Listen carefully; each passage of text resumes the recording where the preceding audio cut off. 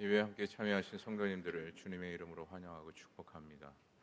현장에서 예배 드리시는 우리 성도님들께서는 예배가 마칠 때까지 마스크를 코 위까지 꼭 착용해 주시기를 바라겠고요. 그리고 영상으로 예배 드리시는 우리 성도님들께서는 용모를 단정히 하셔서 예배로 영광을 돌리시기를 바라겠습니다. 우리 다 같이 일어나셔서 모든 영광을 하나님께 찬양하심으로 6월 둘째 주 2부 예배로 살아계신 하나님께 영광을 돌리겠습니다.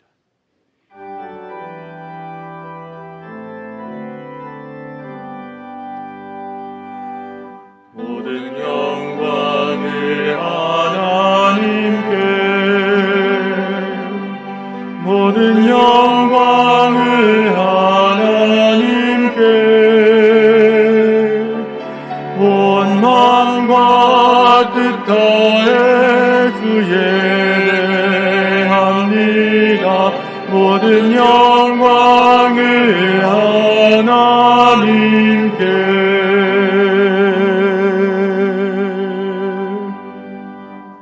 하나님은 영이시니 예배하는 자가 영과 진리로 예배할지니라. 아멘.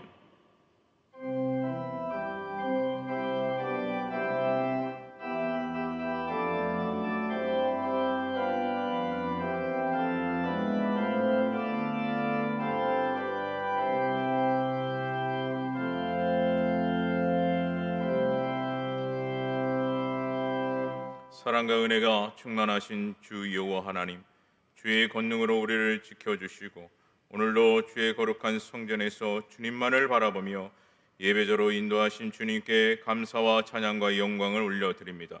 오늘 드려지는 예배가 신앙의 고백이 되게 하시고 거룩한 예배가 되기를 간절히 소망하며 우리를 구원하신 예수 그리스도의 이름으로 기도드립니다.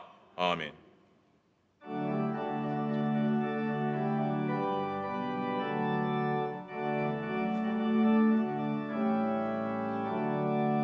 찬송으로 보답할 수 없는 큰 사랑, 주님께 영광 할렐루야.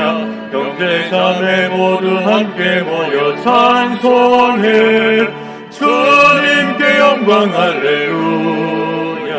하나님의 자녀여 크게 찬송 부르며 밝고 거룩한 길로 기쁨으로 나아가 주의 보좌 앞으로 속히 들어가겠네.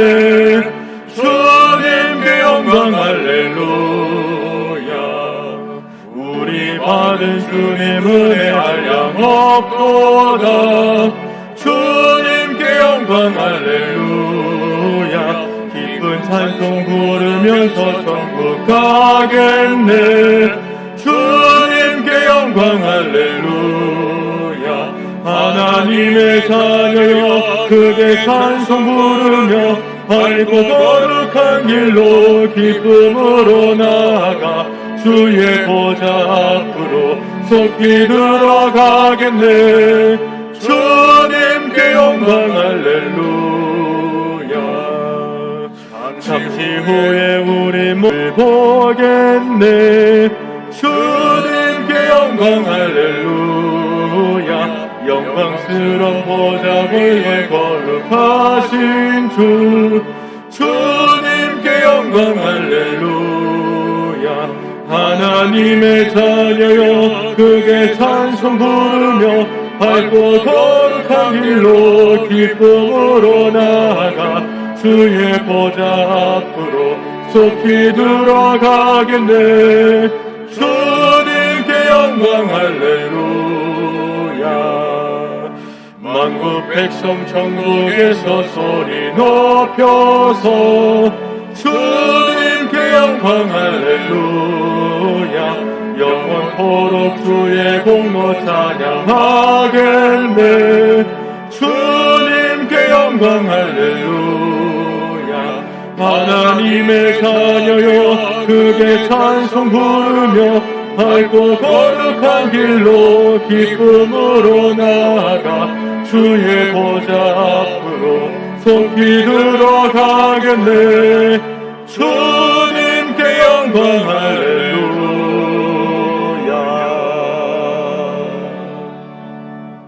오라 너희 모든 목마른 자들아 물러 나오라. 돈 없는 자도 오라. 너희는 와서 사 먹되 돈 없이 값 없이 와서 포도주와 젖을 사라. 너희가 어찌하여 양식이 아닌 것을 위하여 은을 달아주며 배부르게 하지 못할 것을 위하여 수고하느냐. 내게 듣고 들을지어다. 그리하면 너희가 좋은 것을 먹을 것이며 너희 자신들이 기름진 것으로 즐거움을 얻으리라.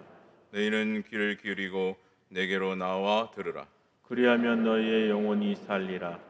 내가 너희를 위하여 영원한 언약을 맺으리니 곧 다윗에게 허락한 확실한 은혜이니라.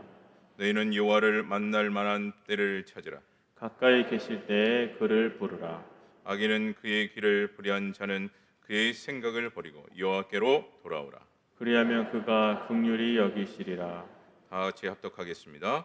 우리 하나님께로 돌아오라. 그가 너그럽게 용서하시리라. 아멘. 전능하사 천지를 만드신 하나님 아버지를 내가 믿사오며 그 외아들 우리 주 예수 그리스도를 믿사오니 이는 성령으로 잉태하사 동정녀 마리아에게 나시고 본디오 빌라도에게 고난을 받으사 십자가에 못 박혀 죽으시고 장사한 지 사흘 만에 죽은 자 가운데서 다시 살아나시며 하늘에 오르사 전능하신 하나님 우편에 앉아 계시다가 저희로서 산자와 죽은 자를 심판하러 오시리라. 성령을 믿사오며 거룩한 공예와 성도와 서로 교통하는 것과 죄를 사하여 주시는 것과 몸이 다시 사는 것과 영원히 사는 것을 믿사옵나이다. 아멘.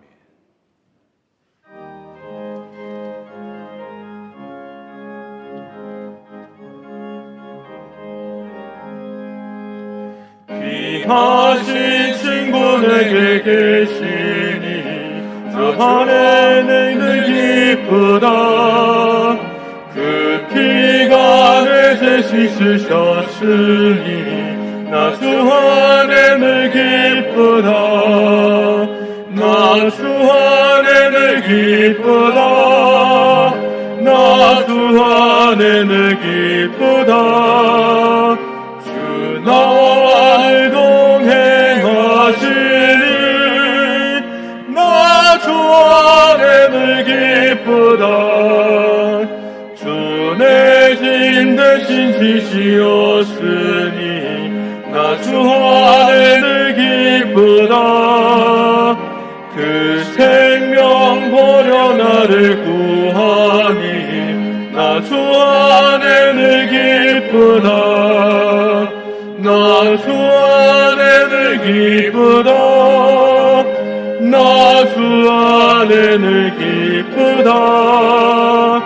주 나와 늘 동행하시니 나 주 안에 늘 기쁘다.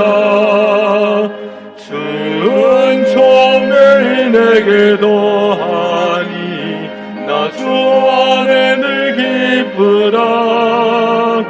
그 약한 죄악에서 지키니 나 주 안에 늘 기쁘다. 나 주 안에 늘 기쁘다. 나 주 안에 늘 기쁘다. 주 나와 늘 동행하시니 나 주 안에 늘 기쁘다.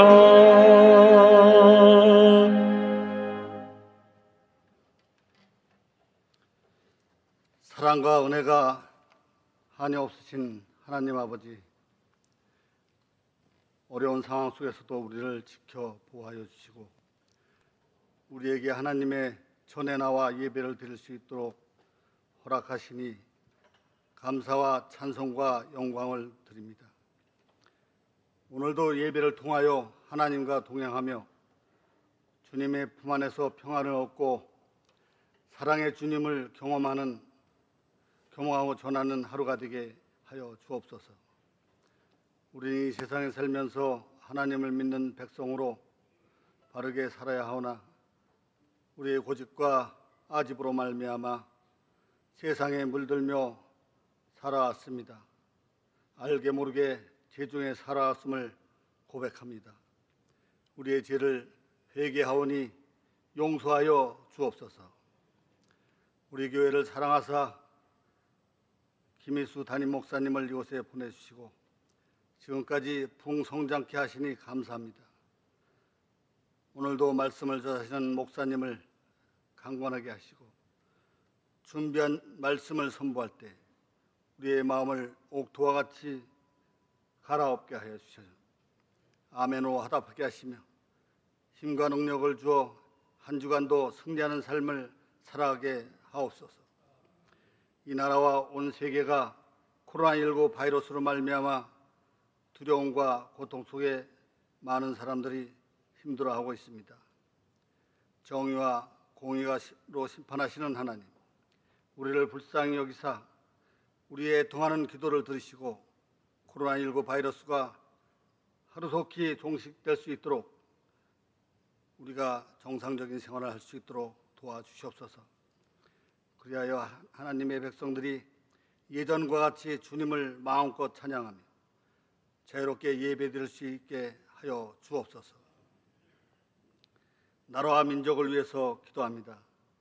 이 나라를 이끌어가는 대통령과 위정자들이 하나님을 두려워하며 정의와 공의가 하수같이 흐르는 나라가 되어 백성들이 안심하고 평온히 살아가게 하여 주옵소서.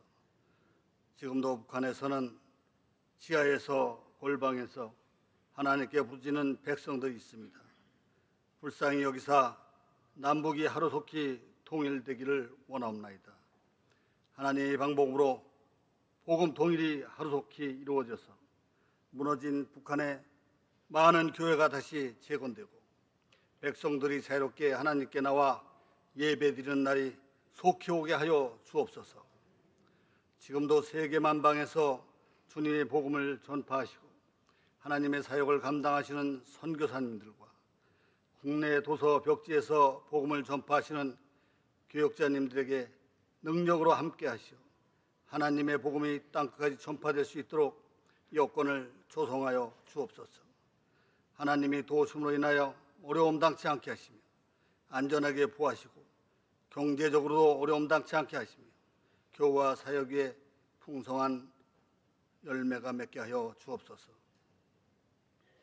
오늘도 하나님의 전에서 예배를 위하여 안내하고 봉사하는 예배인들과 주일학교에서 어린이와 학생들을 가르치는 주일학교 선생님들과 보이지 않는 곳에서 헌신하는 봉사자들에게 주님의 사랑과 기쁨이 가득하기를 원하옵나이다. 또한 원하지 않는 질병으로 또는 개인 사정으로 모바일로 영상 예배를 드리는 성도들에게도 이 예배를 통하여 하나님의 임재하심과 사랑이 온전히 전하여지기를 간절히 소망합니다. 할렐루야 찬양대가 온 마음과 정성을 다하여 하나님을 찬양합니다. 하나님께서 기쁘게 흠양하여 주시옵소서. 이 예배의 시종을 주님께 위탁합니다. 우리를 사망과 죄악 가운데서 다시 살리신 예수 그리스도의 이름으로 감사하며 기도 올려옵나이다. 아멘.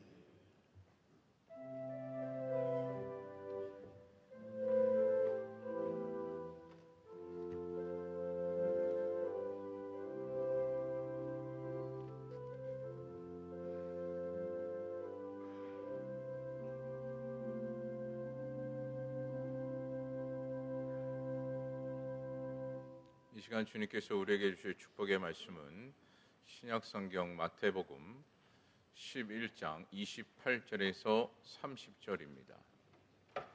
신약성경 18면에 기록이 되어져 있습니다. 제가 마태복음 11장 28절에서 30절까지 봉독해 드리도록 하겠습니다. 28절입니다. 수고하고 무거운 짐진 자들아 다 내게로 오라. 내가 너희를 쉬게 하리라. 나는 마음이 온유하고 겸손하니 나의 멍에를 메고 내게 배우라. 그러면 너희 마음이 쉼을 얻으리니 이는 내 멍에는 쉽고 내 짐은 가벼움이라 하시니라. 아멘.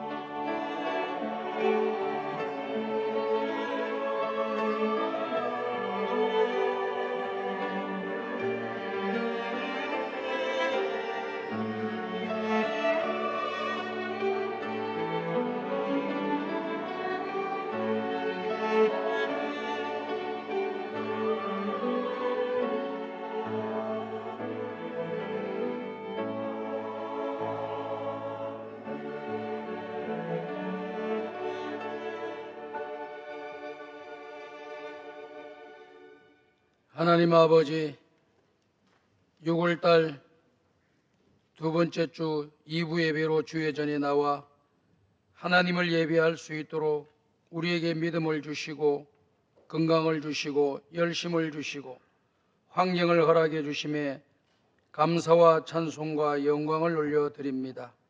귀한 찬양을 받아주신 하나님 아버지, 이 자리에 임재해 주시고 우리 한 사람 한 사람을 만나주시고 만져주시고 영적으로 육적으로 병든 자들이 고침받게 도와주시며 마음에 상처 있는 자들이 치유되게 도와주시고 우리 속에 품은 소원의 기도들이 주님의 뜻 가운데 속에서 아름답게 응답받는 역사가 일어나도록 우리 모두에게 은혜를 내려 주시옵소서.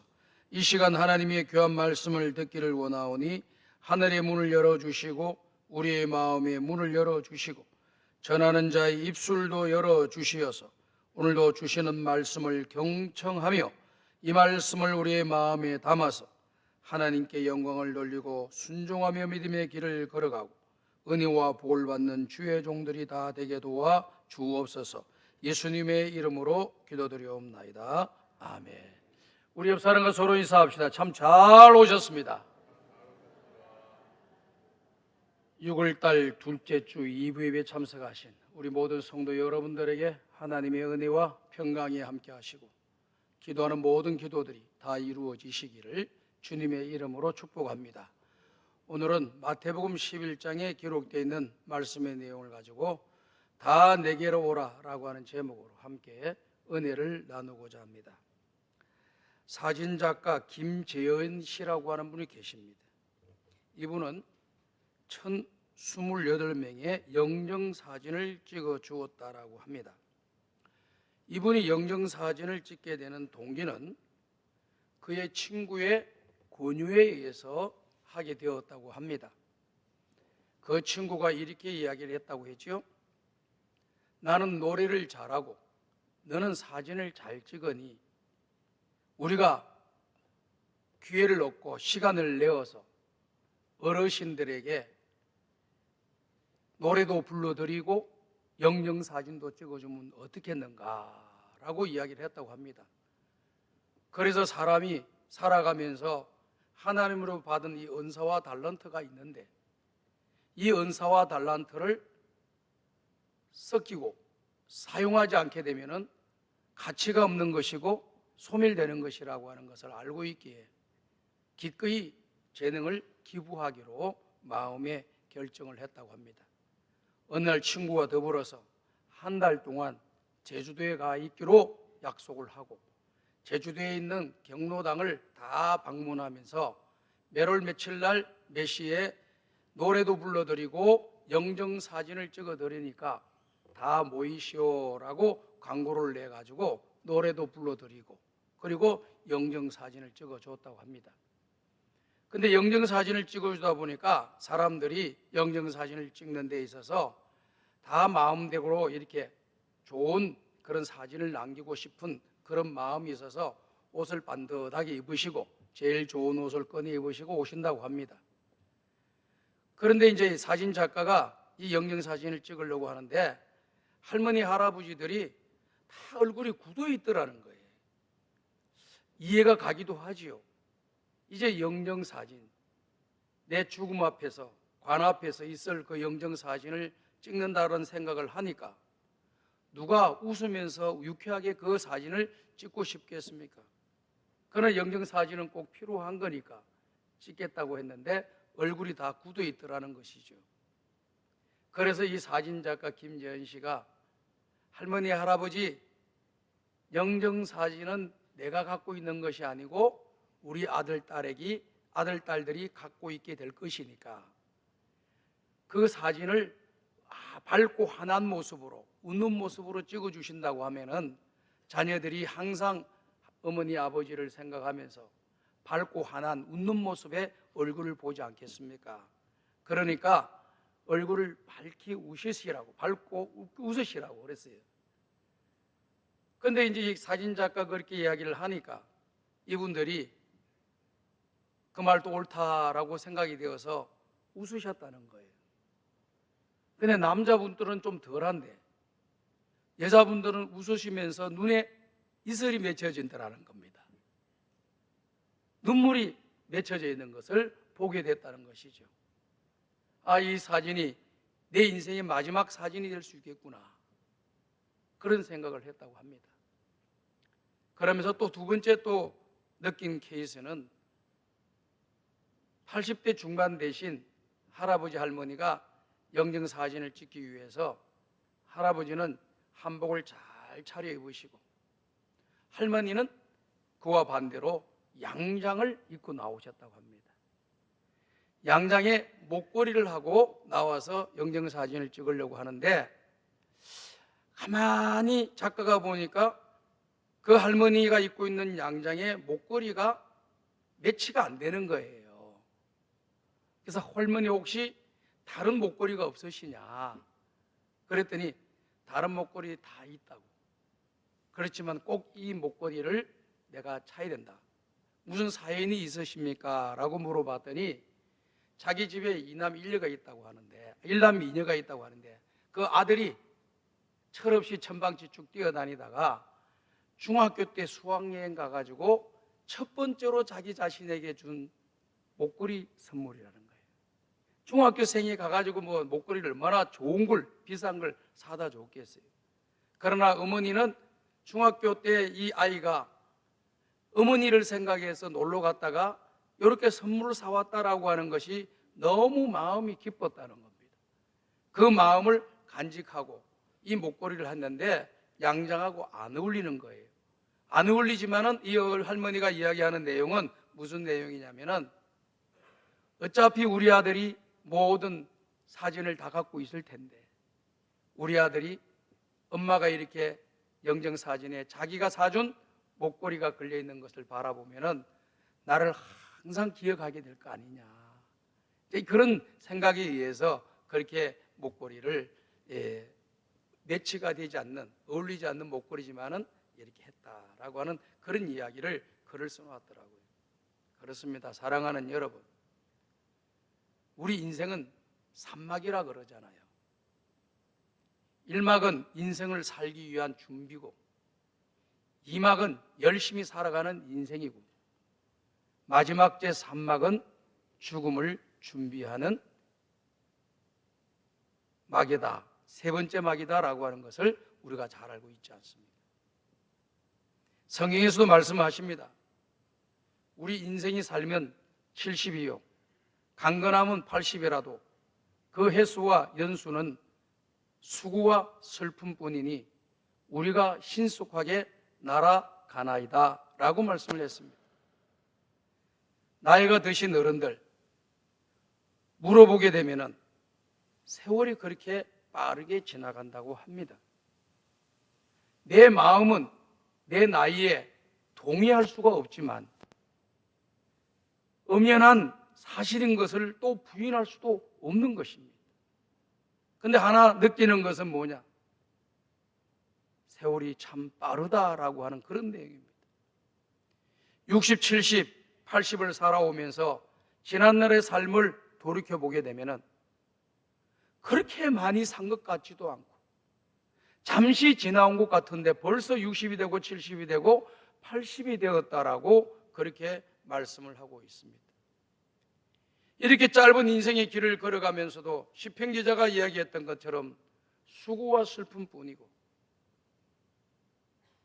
인생에 날아가는 것을 경험하면서 살아가는 것이 우리 인생임을 말씀해 주고 있습니다.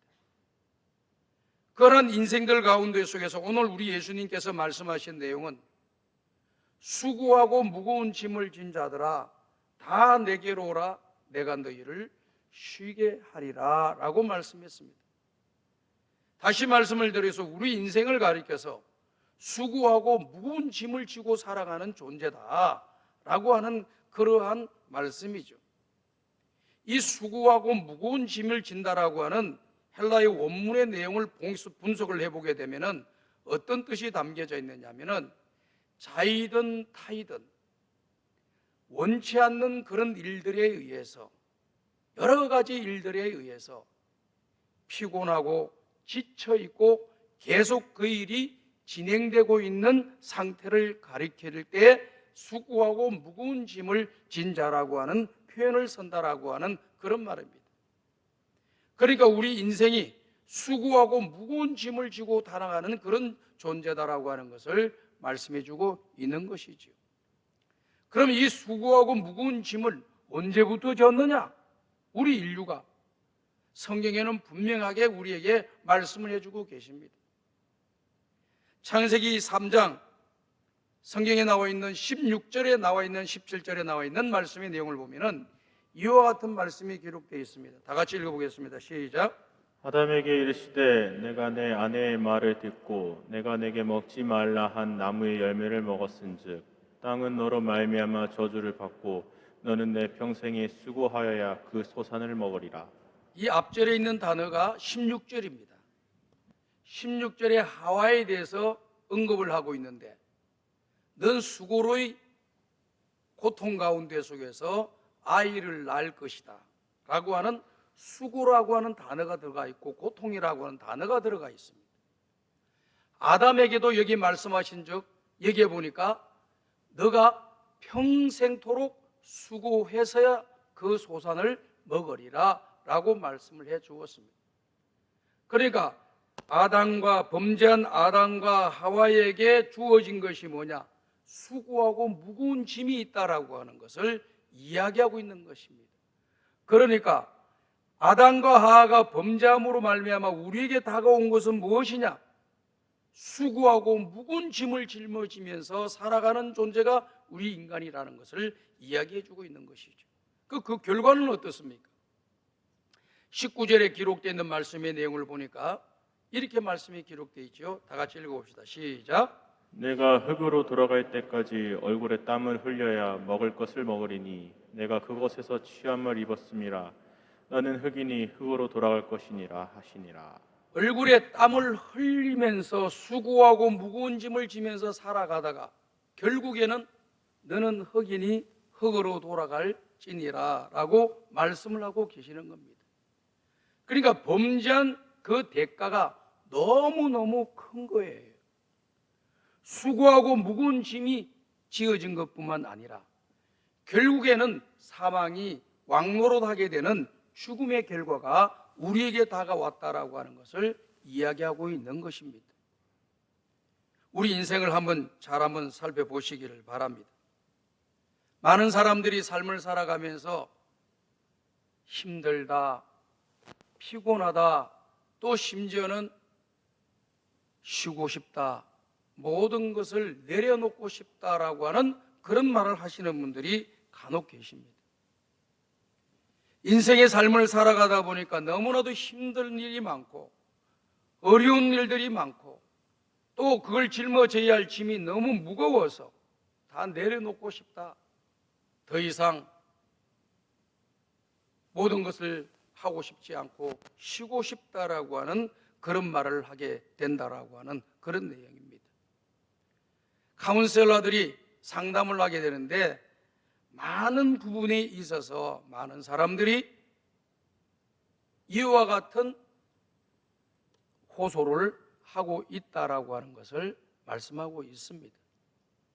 그만큼 우리 인생에서 있어서 이 수고하고 무거운 짐으로 인해서 모든 걸 내려놓고 싶어 합니다. 그런데 우리가 잘 참고해야 될 것은 뭐냐면은 내려놓는다고 해서 모든 문제가 또 해결되는 것도 아니에요.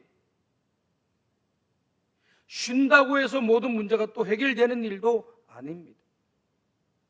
그런데 여러분 주변의 사람들 가운데 속에서 가까이 있는 사람들 가운데 속에서 또 내가 좋은 관계를 맺고 있는 그런 관계 사람들을 가운데 속에서 평상시에 하지 않던 말, 너무나도 힘들고 피곤하고 지쳐서 모든 건 내려놓고 싶다, 모든 걸 관두고 싶다, 이제는 정말 쉬고 싶다라고 하는 그런 분들이 계신다고 하면은 오늘 2부 예배에 나오신 사랑하는 여러분들은 그 사람들에게 조금 더 관심을 가져주시길 바래요. 평상시에 그런 말을 하지 않는 사람이 이런 말이 들렸다면은 여러분들이 직감적으로 느끼시면서 저 사람에게 지금 삶에 큰 위기가 닥쳤구나라고 생각하는 것이 올바릅니다. 삶의 위기가 닥쳤을 때 어느 누구 하나 내 손 잡아주는 사람이 없는데 성광교회 다니는 우리 성광의 가족 식구들이 그런 말하는 사람의 손을 잡아주고 기도해주고 위로와 용기를 심어주고 함께하는 시간을 잠깐이라도 가져준다고 하면은 그분들이 여러분들의 그 말 한마디에 잡아주는 손 한마디, 손을 잡아주는 그 터치로 인해서 다시 한번 힘을 얻고 용기를 얻고 인생을 새롭게 살아갈 힘을 공급받게 될 줄로 믿습니다. 많은 사람들이요, 극단적인 선택을 할 때 이와 같은 표현을 자주 한다고 합니다. 또 입이 무거운 사람은 그와 같은 말을 또 하지도 않고 자기의 글에다가 일기를 쓴다든지 어떤 글을 쓸 때 거기에다가 글을 쓴다고 합니다. 어떤 사람은 글도 쓰지도 않고 말도 하지도 않고 혼자 마음속으로만 내려놓아야 되겠다 하는 그런 마음으로 인생을 살아가는 사람이 있다고 하는 겁니다. 제일 무서운 사람이 아무 글도 표시도 않고 아무 말도 하지 않는 사람이 제일 위험하다는 거예요. 언제 무슨 일이 일어날지 모른다는 거예요. 다행히 글 쓰는 것보다 말을 하는 사람이 있다고 하면 그 사람에게는 여러분들이 필요하다는 거예요.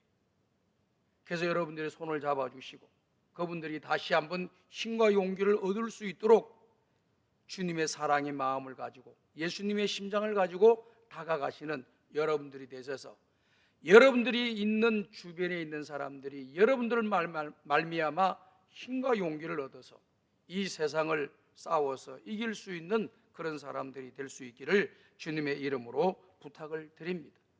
오늘 우리 인간이 살아가는 세상은 실존주의 학자가 설명을 하기를 이런 예를 들었습니다. 어떤 예를 들었느냐 하면은 숲속에 잠을 자는 토끼가 나무에서 떨어지는 그 열매로 말미암아 깜짝 놀랐다고 합니다. 직감적으로 그 토끼는 나에게 큰 위기와 어려운 문제가 닥쳤구나, 내 생명이 사라질 그러한 순간이 왔구나 해가지고 정신없이 숲속을 향하여 뛰어간다는 것입니다. 도토리 떨어지는 거, 열매 떨어지는 건 자연스럽게 있는 거잖아요. 그런데 자기에게 떨어졌다고 해서 위기를 느끼고 숲속을 향해서 살기 위해서 달려갔다는 것이죠.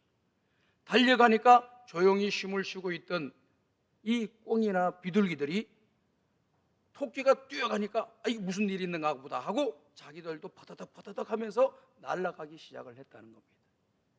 토끼가 뛰고 꿩이 비둘기가 퍼더덕 퍼더덕 소리를 내면서 날아가니까 조용히 쉬고 있던 그런 사슴이나 노루들이 무슨 일이 생긴다 싶어가지고 막 뛰어가기 시작을 한답니다. 그랬더니 조금 있더니 가만히 보니까 멧돼지도 막 뛰기 시작하더라고요. 아니, 멧돼지만 뛰는 것이 아니라 그냥 호랑이도 막 뛰고 있더라는 거예요. 호랑이도 뭐 열심히 뛰어가다 가만 보니까 멧돼지가 열심히 뛰고 있는 거예요. 또 멧돼지가 가만 보니까 호랑이가 열심히 뛰고 있는 겁니다. 숲속의 왕자라고 하는, 동물의 왕이라고 하는 이런 호랑이가 막 뛰고 있으니까 멧돼지가 물어보았다고 해요. 호랑이님, 지금 왜 이렇게 열심히 뜁니까? 뭐 때문에 이렇게 열심히 뛰고 어디로 가고 있습니까? 나 몰라. 네가 뛰잖아. 그러니까 나도 뛰어야지. 노루도 사슴도 다 물어보니까 그와 같은 이야기를 하더라는 겁니다. 다른 사람들이 하니까 나도 해야 돼. 안 하면은 뒤처지는 것 같고 뭔가 낙오자가 되는 느낌을 받기 때문에 지금 온 세상 이 시대에 살고 있는 모든 사람들이 그와 같은 모습으로 지금 살고 있다라고 하는 거예요. 누가 뭐 한다 뭐 했다면 와 달라붙는 거예요. 또 그러다가 또 이쪽으로 방향이 틀면 또 와 또 사람이 이러고 달라가. 이렇게 몇 번 하다 보면 인생이 다 간다는 거예요. 오늘 살아가는 성공의 가족 여러분들, 정처 없이 방향성 없이 바람 부는 대로 물결이 흘러가는 대로 따라가는 여러분들 되지 말고 믿음의 주요 온전케 하시는 예수님 바라보고 신앙의 길을 걸어가는 저와 여러분들이 다 되시기를 주님의 이름으로 축복합니다. 우리 아이들이 학교를 가지 않을 때는 언제 학교 가나 하지만 학교 들어가면 그렇게 좋잖아요. 그런데 이 아이가 이 학교에 가서요 잘 적응하는 학생들도 있지만은 적응하지 못하는 학생들은 학교 가는 것을 싫어해요. 그래서 학교 가고 싶지 않다라고 이야기를 하게 되면은 어머니가 아버지가 걱정이 태산같이 많아지는 거예요. 이제 학교를 처음 시작했는데 처음 시작한 것을 잘 과정을 수행해서 초등학교, 중학교, 고등학교, 대학교를 이렇게 가야 되는데 이 시작부터 학교가 싫다는 거예요. 얼마나 걱정 근심이 되겠습니까? 왜 싫어할까요? 갔더니 사람들이 무서워, 선생님이 무서워, 학생들이 자기를 힘들게 해, 또 뭘 해와라 뭘 해오라 그러니까 이것이 또 짐이 되고 부담이 되고 감당할 수 없다고 생각되니까 가기가 싫은 거예요. 그러면서 이제 대학을 원하는 대학에 들어가잖아요. 대학에 들어가니까 좋은 대학에 들어가고 원하는 대학에 들어가니까 기분이 좋을 거 아닙니까? 제가 입시 처리해 보면은요, 우리 학부모들이 좋은 학교에 들어가게 되면은 참 얼굴이 훤해져 있어요. 근데 학교를 들어가지 못하게 되면은 뭔가 모르게 그늘이 져 있는 그런 모습으로 다가가게 됩니다. 그래서 우리가 입시철만 되면 입시철에 입시생을 둔 부모님들이 함부로 말을 못하는 거예요. 얼굴 표정을 바라보고 좋은 모습이 보이면은 어떻게 됐습니까? 라고 물어보지. 얼굴 표정이 어두운데 물어보는 것은 신뢰가 또 되는 거예요. 그래서 말을 못하고 궁금하게 혼자만 생각하고 있는 겁니다. 근데 그렇게 힘든 학교를 원하는데 대학을 들어갔다 그러면은요, 얼마나 기뻐하고 즐거워하는지 몰라요. 그럼 대학만 들어가면 끝납니까? 졸업할 때까지 성적을 또 받아야 됩니다. 회사를 가든지 어디를 가든지 성적표가 항상 따라가요. 그러니까 점수 따려고 애를 쓰고 몸부림을 치고, 취직을 하려면 이런 자격증 저런 자격증 스펙을 쌓아야 되니까 그 스펙 쌓기 위해서 얼마나 고생들 하고 돈도 많이 들어가고 시간을 많이 투자해야 되는지 몰라. 그렇게 해서 되어진다고 하면 또 기쁨이지요. 안 되는 일이 또 너무 많으니까 학생들로 하여금 학교를 졸업했다고 해서 모든 문제가 정리가 되는 것이 아니고 그 다음 과정에 또 진입이 안 되니까 문제가 돼요. 그러다가 어떻게 취직을 해서 좋은 직장에, 자기가 원하는 직장에 들어갔다고 칩시다. 들어갔다고 하니까 또 박수를 치고 좋아하지요. 그런데 가면은 그냥 그 직장에 다닙니까? 거기에 걸맞는 무수한 그런 과업들이 거기에 또 주어지고 책임이 주어지고 짐이 주어지는 거예요. 그러다가 거기에서 지쳐서 쓰러져서 가끔 죽는 그런 사람들, 이렇게 또 직장 생활하다가 나오는 것을 보게 돼. 얼마나 힘들었으면 그렇게 될 거예요. 너무나도 짓눌리는 그런 짐이 많고 수고함이 많고 또 피곤함이 쌓이다 보니까 그런 결과를 가져오는 것이거든요. 사랑하는 여러분, 여러분들의 남편이나 아내가 직장을 다니고 있습니까? 힘이 많이 든다는 것을 먼저 인정해 주세요. 그래서 그걸 먼저 위로해 주시고 그 다음에 여러분 하고 싶은 이야기를 그때 하셔요.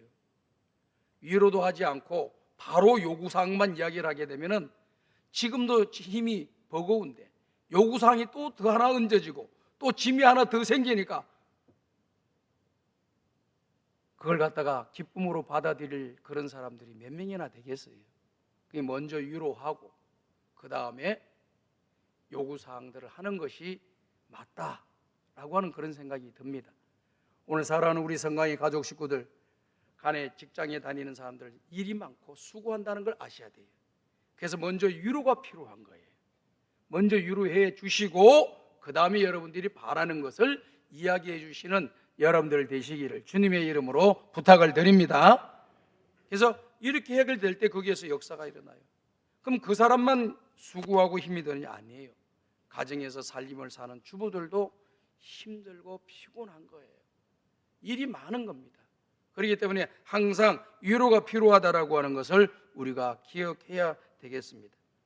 그런데 우리 주님께서는 이렇게 수고하고 무거운 짐을 짊어지고 하는 우리 인생들을 향하여서 수고하고 무거운 짐을 진 자들아 다 내게로 오라 내가 너희를 쉬게 해 주시겠다라고 하는 말씀을 해주고 계십니다.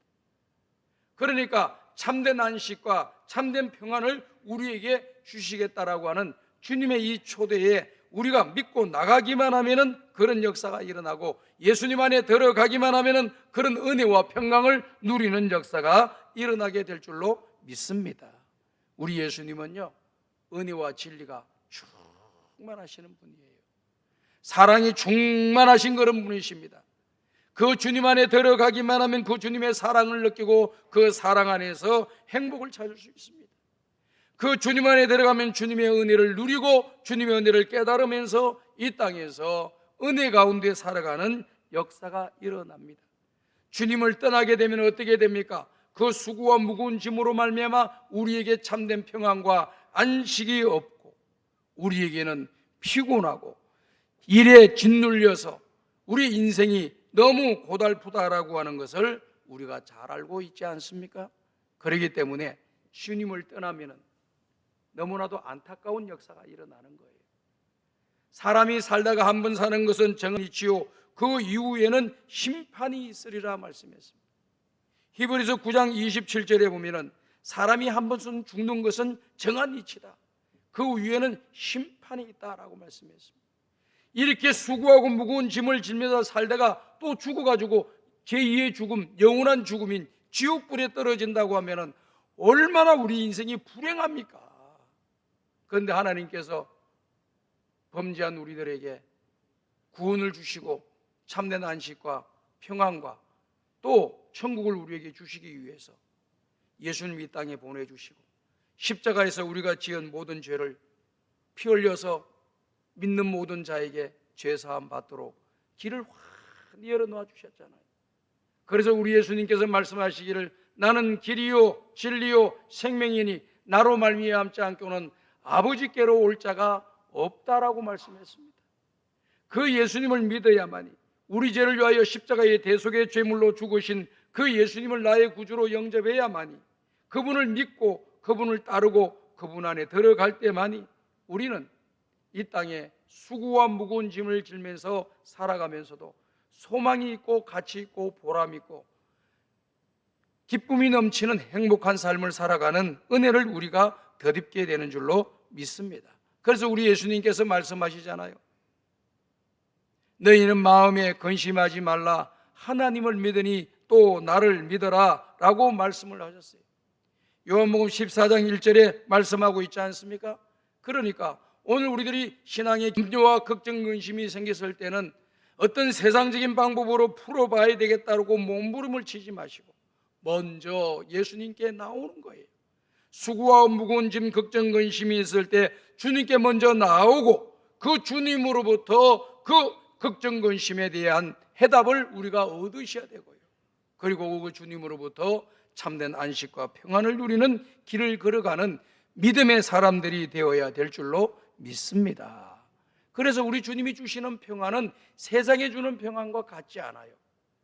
요한복음 14장 7절에 기록되어 있는 말씀의 내용을 보게 되면요, 이 말씀을 27절에 보면 이와 같이 말씀하시지 않습니까? 다 같이 읽어봅시다. 시작. 평안을 너희에게 끼치노니 곧 나의 평안을 너희에게 주노라. 내가 너희에게 주는 것은 세상이 주는 것과 같이 아니하리라. 너희는 마음에 근심하지도 말고 두려워하지도 말라. 세상이 주는 평안이 있습니다. 물질이 없다가 물질이 생기면 편안해져요. 문제 가운데 있다가 문제 해결되니까 평안해져요. 여러 가지 일들이 잘 풀릴 때 평안해집니다. 인간관계가 좋아질 때 평안해집니다. 염려고 걱정 근심하던 일들이 정리가 되면은요, 마음이 평안해져요. 자, 그러면 그 마음이 평안해진 것이 오래 지속되느냐? 이건 또 별개의 문제예요. 어느 문제가 하나 해결되었다고 해서 그 평안이 오래 지속되는 것은 하나도 없습니다. 우리가 살아가는 세상에서요. 또 다른 염려와 걱정 근심이 우리에게 밀어닥치고 또 수고하고 무거운 짐이 우리에게 닥쳐지면서 그 기쁨과 즐거움과 평안이 사라지는 것이에요. 그래서 어떤 철학자는 그렇게 얘기를 했어요. 우리 인생은 고난 가운데 던져진 존재와 같다. 고해의 바다 속에 들어가 있는 그런 존재와 같다라고 하는 그런 이야기가 아무런 생각 없이 나온 것이 아니고 우리 인생을 많이 생각하고 묵상하고 연구하다 보니 그런 대답을 하는 거예요. 그래서 우리 예수님께서 수고하고 무거운 짐을 진 인생이라고 이야기하잖아요. 오늘 여기 한 사람 한 사람 모두가 다 수고하고 무거운 짐을 지고 살지 무거운 짐이 없고 수고함이 없다라고 하는 사람은 아무도 없습니다. 목사람 목사대로 수고함과 또 무거운 짐이 있고, 여러분 장로님은 권사님 집사님들은 다 그에 따른 짐이 있고, 아버지는 아버지로 끝나는 것이 가장으로서 져야 될 짐이 있고 수고함이 있고, 아내는 아내대로 또 수고와 또 짐이 그에게 따르게 돼 있고, 회사에 가면 회사가도 일하다 보면 그게 또 수고와 무거운 짐과 책임이 따르게 돼 있는 것을 우리가 잘 알고 있지 않습니까? 그렇기 때문에 이 모든 과정들 속에서 수고와 모든 짐들이 있는데 때로는 그 문제가 정리되면서 풀리면서 마음의 평안이 오는데요, 얼마 가지 못해서 또 다른 염려와 걱정 근심이 밀어닥치는 것이 인생이라고 하는 것을 우리가 기억하고요. 참된 안식과 평안은 예수 안에서만 있다라고 하는 사실을 여러분들이 믿으시기를 주의 이름으로 축복합니다. 하나님 안에 있을 때만이 그런 역사가 일어나게 될 줄로 믿습니다. 이것은요, 모든 사람들이 경험하는 거예요. 신앙생활하면서 많은 분들이 경험하게 되는 그런 과정을 밟게 되는 것입니다. 여러분들이 잘 아는 러시아의 대문호인 톨스토이라고 하는 사람은 어릴 때부터 믿음의 가정에 자라서 부모님을 따라서 신앙의 길을 잘 걸어갔습니다. 그런데 이제 머리가 좀 커지고 생각이 많아지는 이런 청소년 때, 그리고 대학교 다닐 때가 제일 위험합니다. 이성적인 생각이 신앙의 생각을 뛰어넘을 수가 있어요. 왜 그러냐? 자기의 가족과 믿음의 공동체만 있으면 괜찮은데 주변에 있는 많은 사람들이 이런 이야기 저런 이야기를 하는 거예요. 존경하는 선배가 이야기를 하고 존경하는 교수가 이야기를 하고 그 다음 존경하는 그러한 친구들이 이야기를 하게 되면은, 전에는 그런 말들을 많이 듣지 않다가 이제는 그 말에 마음의 문을 열고 받아들이기 시작하면서 하나님을 떠나게 되고 교회를 떠나게 되고 예배 자리를 피하게 되고 믿음의 백성들과 같이 모여서 교제하는 것을 떠나게 되는 그런 결과를 가져오게 되는 것입니다.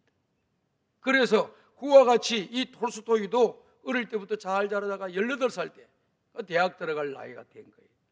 그런데 주변에 있는 형들이 찾아와서 이런저런 이야기를 하는데 이성적인 이야기를 쭉 합니다. 그러니까 거기에서 싹 넘어갔습니다. 그러면서 55세가 될 때까지 하나님을 떠나서 살았습니다. 그리고 55세가 되어서 하나님께 다시 돌아오고 교회에 나오게 되고 예배를 드리면서 하나님 앞에 은혜를 받기 시작을 했습니다. 그러면서 55년 동안 55세까지 있었던 자기의 삶을 돌이켜보니까 늘 염려와 걱정근심, 수고와 무거운 짐이 자기를 짓눌렀다고 했습니다. 또 마음속에 허무한 마음이 들고 인생이란 이런 것인가 하고 허무한 마음이 들 뿐만 아니라 나는 불행한 존재다라고 하는 생각이 자기를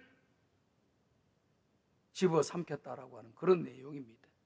그런데 55세가 되어서 어떤 계기를 통해 가지고 교회를 나와서 하나님 말씀을 듣고 예배를 드리며 또 말씀을 들으면서 기도하면서 은혜를 받고 찬송을 부르면서 은혜를 받으면서 나도 모르게 그동안 잃어버렸던 그러한 기쁨과 즐거움과 참된 평안이 자기 마음의 자리를 잡았다라고 하는 것입니다. 그러면서 이야기가 하나님을 떠났을 때는 참된 평안이 없었는데 주님께로 다시 돌아오니까 참된 평안이 나를 사로잡았다 하면서 소망이 넘치는 자기의 삶을 이야기하고 있는 것을 우리가 보게 되는 것이죠. 뭐 톨스토이뿐만이 아닙니다. 어거스틴 같은 사람도 예수님 만나기 전에는요, 어머니가 믿음의 어머니잖아요, 모니카. 근데 어머니 말씀 잘하고 자기 마음대로 살았어요. 그러다가 교회에 나가서 하나님 말씀 듣고 은혜 받아가지고 그때부터 신앙의 길을 잘 걸어서 기독교에 큰 공헌한 위대한 인물이 되었습니다. 이 어거스틴이 이야기하기를 이런 말을 했습니다. 무슨 말을 했냐면 이렇게 이야기했어요. 오직 예수 그리스도 안에 쉴 때만이 참된 안식이 있다라고 말을 했습니다. 파스칼이라고 하는 사람은 그렇게 이야기했습니다. 인생 모두가 다 빈 공간을 갖고 있는데 이 빈 공간 때문에 사람들이 허무해지고 불안해지고 또 외로워지고 불행하다고 느껴지고 그리고 또 무력감에 빠져들고 인생의 가치 없음을 느꼈다는 겁니다. 그런데 그 빈 공간이 있을 때 그 빈 공간에 예수님을 믿으면서 빈 공간이 메워지게 될 때에 그런 허무함이 사라지고 불행했던 마음이 사라지고 외롭다라고 하는 마음들이 사라지면서 인생의 참된 안식과 평안과 기쁨을 찾게 되었다라고 하는 말씀을 하고 있는 것입니다. 저는 우리 성강의 모든 가족 식구들이 남은 인생 살아가면서요, 하나님께 가까이 가는 사람들이 되시길 바랍니다. 예수님께 가까이 가는 사람들이 되시기 바랍니다.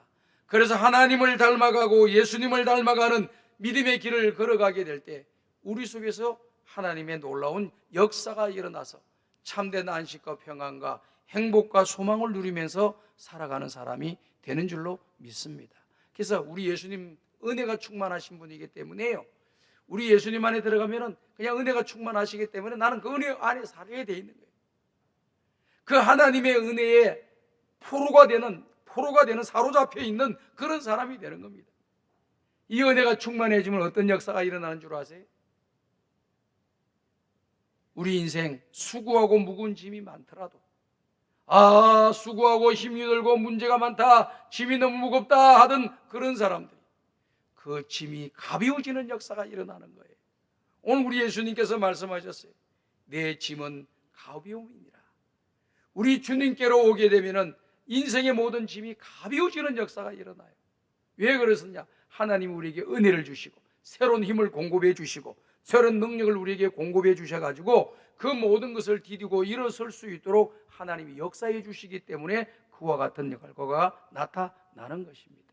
오늘 우리 성광의 가족들이 하나님을 가까이 하고 예수님을 가까이 하고 예배를 소중히 여기고 믿음의 길을 걸어가고 말씀을 잘 듣고 순종하고 그리고 하나님 앞에 기도하는 여러분들이 되고, 할 수만 있다면 내 주변에 있는 사람들에게 말 한마디 들어도 선한 말, 좋은 말, 착한 말, 위로가 되는 말, 소망을 주는 말들을 하시고 친절한 말을 해주시고 한 번이라도 우리 이웃들에게 선한 행동을 하고 한 번이라도 더 우리 이웃들에게 사랑을 베푸는 저와 여러분들이 된다고 한다면 나도 알지 못하는 하나님이 주시는 참된 평안과 은혜가 넘치는 역사가 일어나게 될 줄로 믿습니다. 은혜 안에 들어가니까요, 모든 것이 하나님의 은혜라고 생각하니까요, 나의 나된 것이 하나님의 은혜라고 믿어지니까요, 마음속에서부터 말로 다 할 수 없는 기쁨이 생겨나요. 그리고 내 환경이 그렇게 불만스럽지 않습니다. 가난한 내 환경이 그렇게 불만스럽지 않습니다. 그러나 은혜 받지 못했을 때는 가난한 환경이 너무 못마땅하고 너무 싫어요. 그리고 남들보다 약하고 모자라고 부족한 것을 바라볼 때 너무나도 내 자신이 약해지고 또 주춤해지고 용기를 잃어버리는 그런 사람이 될 수가 있는데, 하나님의 은혜의 자리에 푹 들어가 있으니까 그것이 또 문제가 되지를 않아요. 이런 경험을 좀 하시기를 주의 이름으로 축복합니다. 왜 그렇습니까? 오늘 내가 존재하는 것 자체가 하나님의 은혜로 존재하는 거예요. 믿으시면 아멘 합시다. 하나님의 은혜로 내가 오늘 있는 거예요. 내가 잘나고 똑똑해서 있는 것이 아니고 하나님의 은혜로 오늘 내가 존재하고, 나는 소망 없이 살다가 죽어야 될 그런 존재인데 이제 우리에게 소망을 주셨어요. 하늘의 소망을 우리에게 주신 거예요. 그렇기 때문에 그 소망을 내다보고 이 땅에서 믿음의 길을 걸어가고 하나님이 언제 부르시라도 천국 갈 수 있는 이런 하나님의 놀라운 축복, 하나님의 자녀가 된 권세를 갖고 있으니 얼마나 감사합니다. 구원의 확신을 가지고 살아가는 여러분들이 다 되시기를 주님의 이름으로 축복합니다. 그래서 빌립보서에서 말씀했습니다. 빌립보서 4장 6절에 말씀하시기를 이와 같이 말씀하십니다. 다 같이 읽어봅시다. 시작. 아무것도 염려하지 말고 다만 모든 일에 기도와 간구로 너희 구할 것을 감사함으로 하나님께 아뢰라. 그리하면 모든 지각에 뛰어난 하나님의 평강이 그리스도 예수 안에서 너희 마음과 생각을 지키시리라. 근심이 왔다, 염려가 왔다 하면은 딱 여러분들이 직감적으로 느껴야 될 것은 뭐냐? 기도해야 되겠다. 하나님께 나가야 되겠다. 하나님 앞에 내 모든 문제를 아뢰어야 되겠다. 이렇게 하고 하나님을 더 가까이 하시는 여러분들 되시기를 바랍니다. 예배의 자리에 더 가까이 나오시기를 주의 이름으로 축복합니다. 기도의 자리에 더 가까이 나오시기를 주님의 이름으로 축복합니다. 사는 역사가 일어날 줄로 믿습니다. 문제 해결되는 역사가 일어날 거예요. 아무것도 염려하지 말고 오직 모든 일에 기도와 간구로 너희 구할 것을 감사함으로 하나님께 아뢰라. 모든 지각에 뛰어나신 하나님의 평강이 그리스도 예수 안에서 너희 마음과 생각을 지키시리라. 지키신다고 하면 염려, 걱정, 근심거리에서 우리를 딱 지켜주셔서 그 안에 평안이 있도록 만들어주신다는 그 말씀입니다. 사람들은, 믿지 않는 사람들은요, 이런 염려와 걱정, 근심이 생기면은 놀러 가자, 풀로 가자 해가지고 이곳저곳으로 가서 먹고 마시고 보고 하면서 뭔가를 문제를 풀려고 해요. 순간적으로 문제가 풀려지는 것 같지만은 또 다른 염려와 걱정, 근심, 수고와 무거운 짐이 그를 짓누르는 시간이 점점 다가오는 거죠. 그러니 오늘 우리는 그런 일이 생길 때마다 우리 예수님 말씀했던 것처럼 오라고 하잖아요. 우리 보고 오라고 하잖아요. 아멘. 이것이 은혜예요. 오지마, 오지마, 나가, 들어오지마. 어떡하겠어요. 근데 우리 예수님 말씀하시잖아요. 다 와, 다 오라. 내가 너희를 쉬게 하리라. 내가 너희를 참된 안식과 평안을 주리라 약속의 말씀하셨으니까 우리는 약속의 말씀 붙잡고 순종해서 나가기만 하면은 이 은혜를 꼭 받게 될 줄로 믿습니다. 한 번이라도 더 살아생전 주님께 가까이 나오세요. 한 번이라도 더 기도하는 자리에 서시기 바랍니다. 한 번이라도 더 선한 일을 하는 여러분들이 꼭 되시기를 주님의 이름으로 부탁을 드립니다.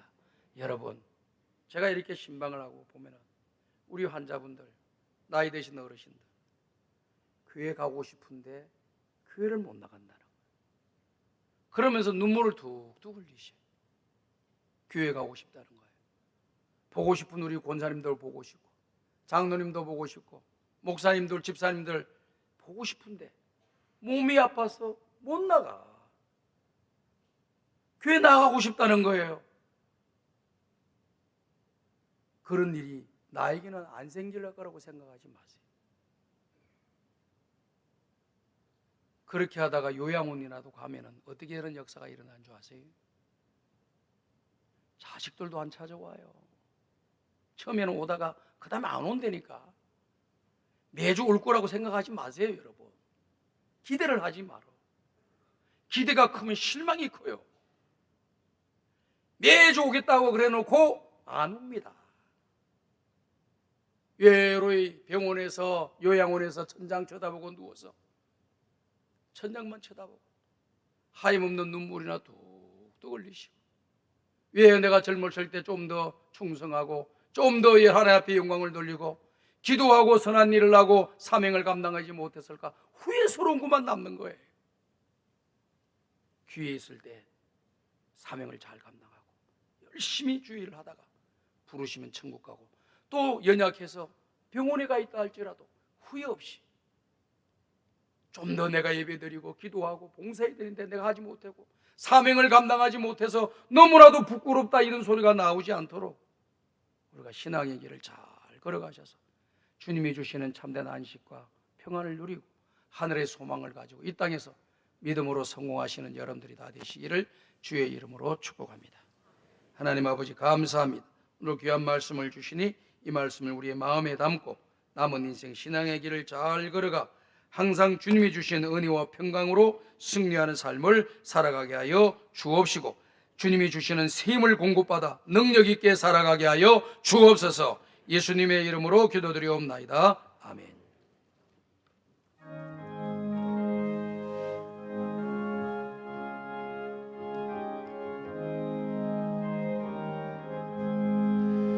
내 영혼이 은총입어 주 안죄짐 벗고보니 슬픈 많은 이 세상도 천국으로 가도다. 할렐루야 찬양하세.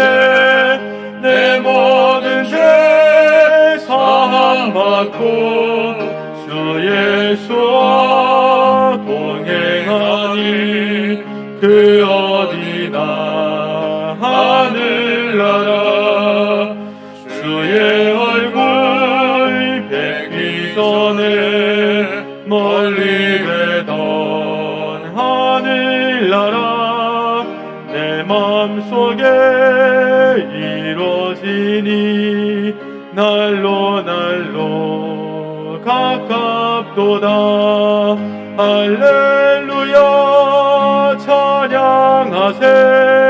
내 모든 죄 사함받고 주 예수와 동행하니 그 어디나 하늘나라 높은 산이 거친 들이 초막이나 궁궐이나 내 주 예수 되신 곳이 그 어디나 하늘나라 할렐루야 찬양하세 내 모든 죄 사함받고 주 예수와 동행하니 그 어디나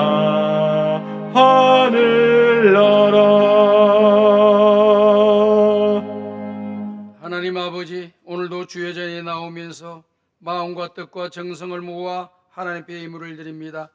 11주의 문을 드립니다. 성경금을 드립니다. 장화금을 드립니다. 각종 감사의 내용을 담아 하나님 앞에 감사의 물을 드립니다. 모든 예물을 하나님께서 기쁘게 받아주시고 저들의 삶 가운데 나누어주고 구워주고 베풀며 하나님의 선한 일을 할 수 있도록 축복해 주시고 매일 생활 속에서 감사할 일들이 많아지는 은혜와 복을 받게 하여 주옵소서. 예수님의 이름으로 축복하며 기도하옵나이다. 아멘.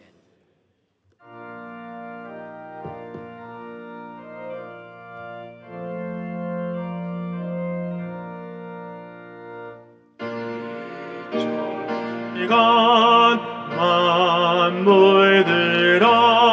만물들아 복 주시는 주 여호와 전능 성부 성자 성령 찬송하고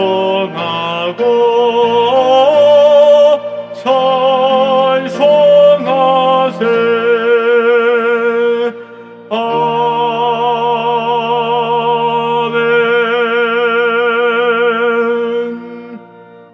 우리 주 예수 그리스도의 은혜와 하나님 아버지의 무한하신 사랑하심과 성령님의 감화감동 인도교통 충만하신 은총이 수고하고 무거운 짐을 진 자들아 다 내게로 오라고 하시는 주님의 말씀에 순종하여 날마다 주님께 가까이 나아가며 주님으로부터 은혜와 복을 받기를 원하는 우리 모든 성도들 머리 위에 이제로부터 영원토록 함께 있을지어다. 아멘.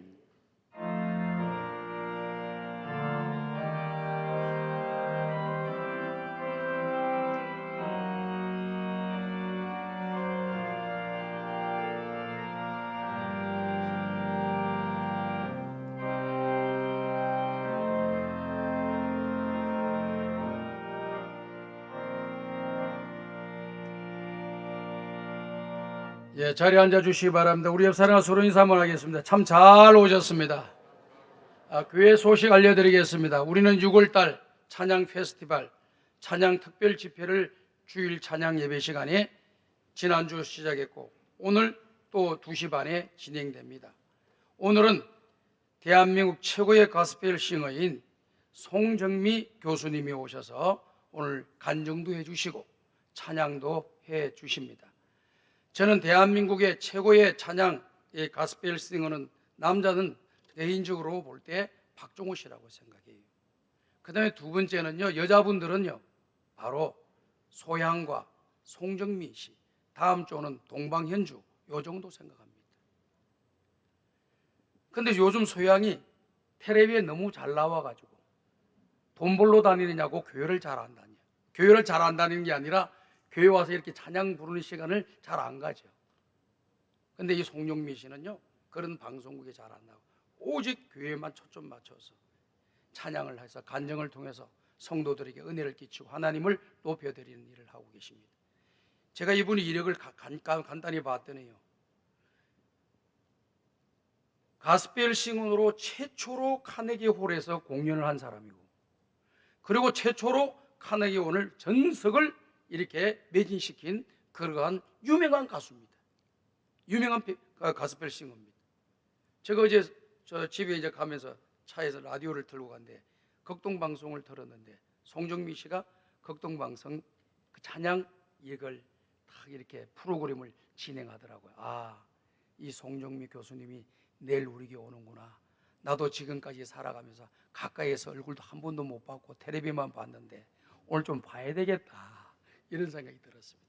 오늘 저기 다 오시기 바랍니다. 찬송가 428장을 부르면서 주일 2부 예배를 모두 마치겠습니다.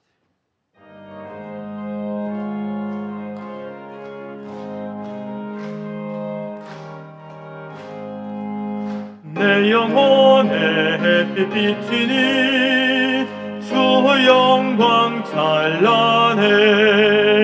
이 세상 어떤 빛보다 이 빛 더 빛나네. 주의 영광 빛난 광채 내게 비춰주시옵소서. 그 밝은 얼굴 배울 때 나의 영혼